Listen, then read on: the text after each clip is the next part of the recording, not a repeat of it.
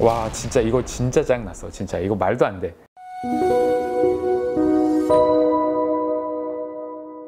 안녕하세요. 네, 동주쌤입니다. 네, 여러분들 스르생 지금 잘 보고 계세요? 3화에서는 흉부외과 관련된 에피소드들이 좀 있어서 흉부외과 의사가 본 얘기를 해볼까 해요. 아마 이게 다른 선생님들 리뷰에서 흉부외과 얘기들도 많이들 하시는 것 같긴 한데 실제 흉부외과 의사가 봤을 때 느끼는 감정들에 대해서 좀 얘기를 해볼게요. 리뷰를 했는데요. 오늘 엑스레이도 좋고 피 검사 결과 엑스레이를 설명을 해드려요. 정상입니다. 여기 보시면 자세히 좀 화면을 보고 설명드리죠. 왼쪽이 이번에 찍으신 건데 까만 게 폐, 하얀 게 심장인데요. 수술 전에는 우심방 우심실이 늘어나면서 이렇게 보이거든요. 지금 보면 엑스레이를 가리키는 게 이쪽을 가리키고 있어요. 엑스레이는 반대 방향으로 생각하시면 돼요. 이게 여기서 좀 이상하다고 생각하지 않으셨어요? 시청자분들이나 조금 의학에 대해서 아시는 분들이 이거 실수한 거 아니야? 라고 생각하지 않을까 하는 생각을 했는데 생물 시간, 과학 시간에 배우잖아요. 심장은 방이 4개가 있다. 우심방, 우심실, 자심방, 자심실이 있다 라고 배우죠. 그런데 준환 교수님이 손가락을 가리키는 게 실제로 가운데에 심장이 있다고 치면 김준환 교수는 왼쪽, 이쪽 부분을 가리키면서 우심방, 우심실이 커져 있었다라고 설명을 하잖아요. 왜 왼쪽을 가리키면서 우심방, 우심실이 커져 있다고 얘기를 하지? 단면을 보면 심장이 우심방, 우심실이 있고 좌심방, 자심실이 있는 것처럼 딱 느껴지죠. 하지만 실제로 이 심장의 단면은 심장을 이렇게 정면으로 쪼개 넣은 단면이라서 그 부위가 이제 이렇게 나눠지는 거를 조금 보여주는 거고요. 제가 조금 이해하기 쉽게 말씀드리면 실제로 심장의 모양은 여기에 이쪽이 우심방, 우심실이라고 생각하시면 되고 이게 자심방, 자심실이라고 생각하면 되고요. 이게 이렇게 겹쳐 있다고 생각하시는 게 편하세요. 우심방, 우심실이 좀 앞쪽에 있는 거고 좌심방, 자심실이 뒤쪽에 있어요. 정확한 건 아니지만 쉽게 설명하려고 이렇게 설명드리는 거예요. 그래서 엑스레이를 보면 이쪽이 좌심실이 보이는 위치가 맞기는 하지만 설명을 할 때 실제로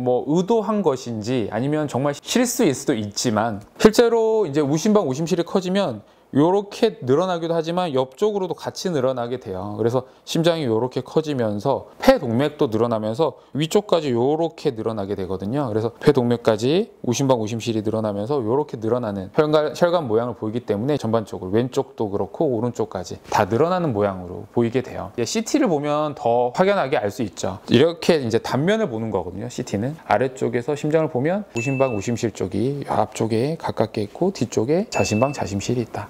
특히나 자심방은 우리 몸에서 가장 뒤쪽에 있다고 생각하시면 되세요. 이거는 해부학 시간이 아니기 때문에. 그런데 이제 여기서 김준환 교수님이 얘기한 게 전혀 틀린 얘기는 아니고요. 실제로 심장이 이렇게 늘어나면 심장 마진이 이렇게 커지기 때문에 그 심장이 커졌다는 걸 조금 표현해 드린 것 같고요. 근데 조금 솔직히 말해서 이상한 부분은 있어요. 수술 방법에 따라 조금 다를 수 있어요. 근데 일반적으로 성인 환자의 심장 수술을 하게 되면 정중 흉골 절개 수술을 하게 돼요. 가운데 가슴 흉골뼈를 열기 때문에 이 뼈를 봉합하면 철사로 이렇게 봉합을 하게 되거든요. 그 철사가 사실 오른쪽 사진에는 없죠. 그러면 수술을 했을 수도 있어요. 했을 수도 있지만 정중 흉골 절개 수술은 하지 않았을 것이다. 그러면 심장 수술을 가운데 가슴 안 열고 할 수 있어요? 네, 할 수 있어요. 그 방법은 가슴 옆구리를 벌려서 수술을 할 수 있는데 이런 경우에는 수술하는 병변에 따라 좀 다를 수 있죠. 환자가 우심방, 우심실이 좀 커져 있고 이 부분에 대해서 심부전이 있었다라고 하면 이런 경우에는 보통 심방 중격 결손 이런 부분들이 생겨서 수술하는 경우지 않았을까. 다른 이유일 수도 있지만 그런 부분들이라고 하면 가운데 가슴을 열지 않고 가슴 정면 옆구리를 좀 열어서 수술을 할 수 있기 때문에 그런 경우에는 엑스레이로 사실 수술을 했는지 안 했는지 확인할 수도 없죠. 하지만 흉터는 지겠죠. 그런 부분의 차이는 있는 것 같아요.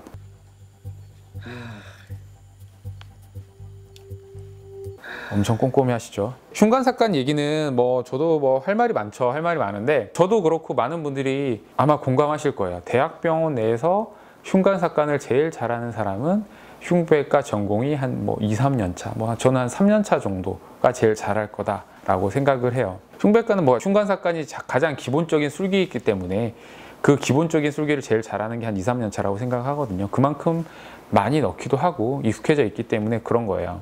그런데 지금 교수님을 완전히 이제 흉관삭간의 무능력자로 만들었거든요.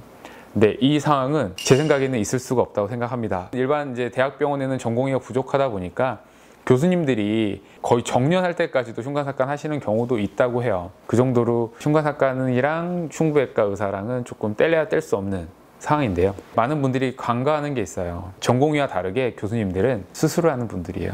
그러면 가슴 구조에 대한 해부에 굉장히 익숙하거든요. 그래서 보통 외과 의사들은 뭔가 시술이든 수술을 할 때 머릿속으로 어느 정도 해부학적 모식도를 그려가면서 수술을 하게 돼요. 흉관삭관을 사실은 어렵지 않은 시술이기 때문에 이걸 이렇게 못하는 분으로 이렇게 묘사해버리면 요즘 월급 누팡이라고 해야 되나? 뭐 약간 이런 거잖아요. 얼른 심장 떴으면 좋겠어요. 고마워요. 참 믿어요. 기적이 일어날 거라고. 지금 보호자 두 분 다 소아심장 이식 대기를 하고 있는 상태잖아요. 소아심장 이식에서는 성인이랑 좀 다르게 제일 관건인 게 심장의 크기예요. 심장의 사이즈가 잘 맞아야 되는데 아기가 너무 작으면 그 심장을 매칭시키기가 굉장히 어려워요. 큰 심장을 넣게 되면 가슴을 닫지 못하고 제대로 흉곽 안에 들어가지 않기 때문에 못하기 때문에 그 심장 사이즈에 맞추는 게 굉장히 중요하거든요. 그래서 성장을 어느 정도 잘 시킨 다음에 좀 나이가 됐을 때 이제 크기가 됐을 때 적정 심장이 좀 찾아지는 경우들이 많기 때문에 그것 때문에 좀 잘 먹이라고 얘기를 했죠. 좀 특이한 부분이 김준환 쌤의 섬세함을 좀 보여주고 있어요. 환자한테 와서 뭐 청진도 하고 환자가 이렇게 만졌을 때 뭔가 피부에 감촉이나 이런 것들 손도 만져보고 손이 차지 않는지 발도 차지 않는지 피부가 괜찮은지 이런 것들을 조금 확인하는 건데 여기서 좀 이제 스르생이 좀 디테일하다고 느껴지는 게 이 모니터예요.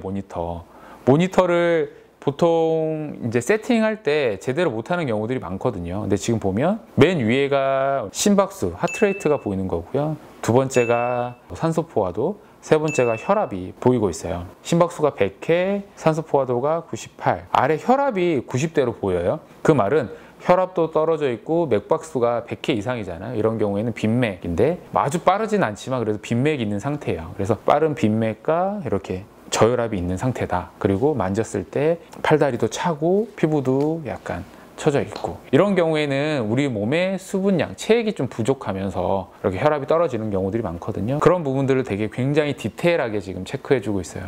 진짜 섬세하다.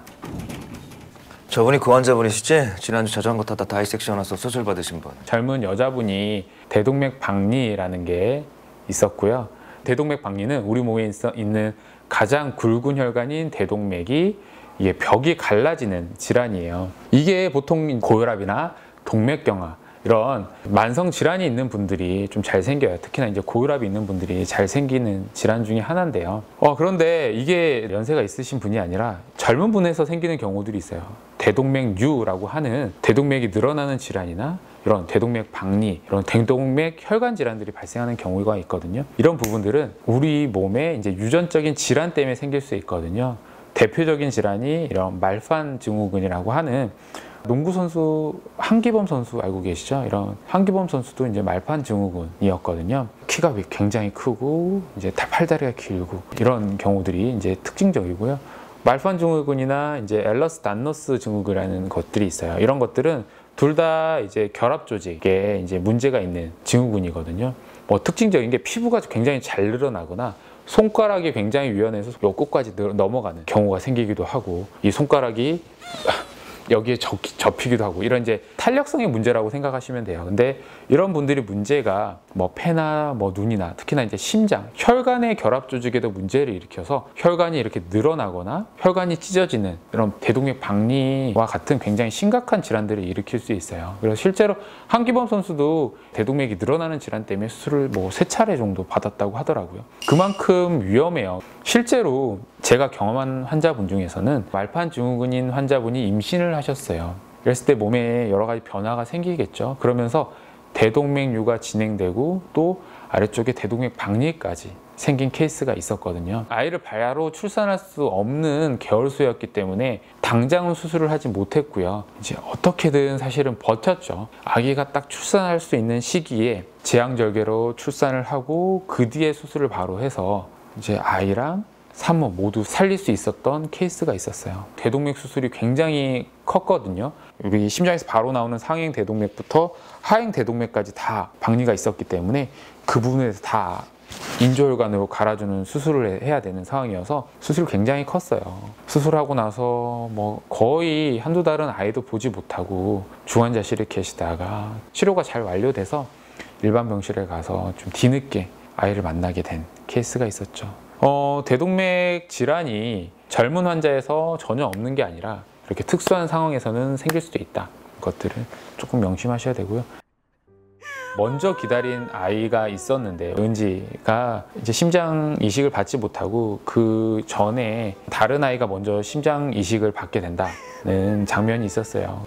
애써 서로 축하한다고 하지만 계속 기다렸던 은지 엄마는 얼마나 가슴이 아프겠어요. 내 아이의 차례는 언제쯤 올지 궁금하기도 하고, 그래서 뒤에서 오열하는데 정말 안타깝죠. 이런 부분에서 소아심장 이식은 정말 기증자 구하기도 어렵고요. 보통 소아심장 이식이 필요한 경우는 좀 급박한 경우들이 많아요. 몇 개월 안에 빨리 이식을 해야지 아이가 치료할 수 있는 확률이 높아지기 때문에 대기할 수 있는 기간도 제한되거든요. 그렇기 때문에 굉장히 어렵죠. 그래서 이렇게 어렵게 얻은 이제 소아심장 이식 수술을 준비하게 되는데요. 이때 전공의 4년차 이제 전문 시험을 본 도제학 선생님이 구둑을 간다고 하네요. 처음에 제가 구둑이라 그래서 구둑?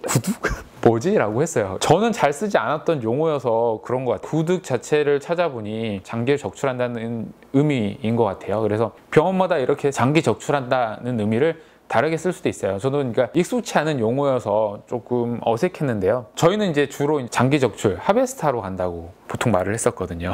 근데 이제 여기서 제가 이제 이 말을 하려고 하는 게 아니라 전공의 4년차 쌤이 지금 장기 적출을 하러 간다.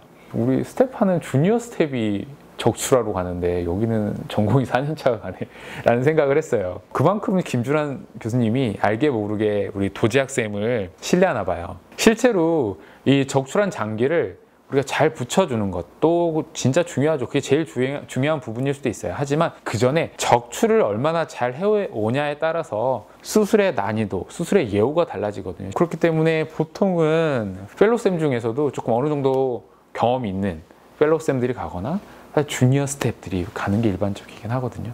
뭐 상황에 따라 좀 다르기도 하지만 이게 이제 적출이 중요한 이유는 심장 이식 수술은 결국에는 혈관들을 붙여주는, 문합해주는 수술이에요. 이런 정맥, 대동맥, 좌심방에 있는 폐정맥, 폐동맥 그 부분들을 잘 여유 있게 잘라서 충분히 이제 공간을 확보해서 와야지 그 부분에 맞춰서 봉합도 쉽고 흉곽 안에 넣기가 쉬워서 그렇기 때문에 적출을 굉장히 잘해야 된다는 거죠.